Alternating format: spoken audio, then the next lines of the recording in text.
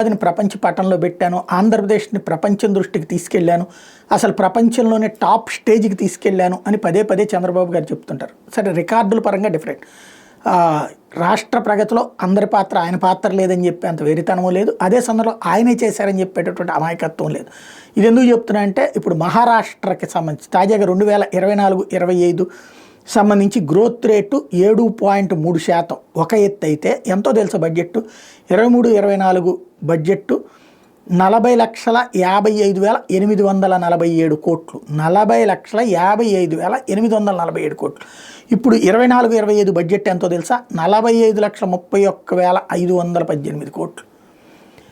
ఇది వాళ్ళది. మన దగ్గర ఎంత, మొన్న 3,20,000 కోట్లు, అందులో 1,00,000 కోట్ల రూపాయల దాకా అప్పుల మీద ఆధారపడినటువంటి పరిస్థితి. ఓవరాల్గా మహారాష్ట్ర భారతదేశపు జీడిపిలో 13.5%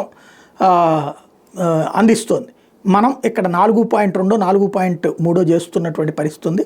బట్ అదే మనమే దేశాన్ని పోషిస్తున్నామని చెప్తూ ఉంటుంటాం, లేకపోతే మేము పంపించిన డబ్బులు మాకు రాలేదని మనం మాట్లాడుతూ ఉంటుంటాం.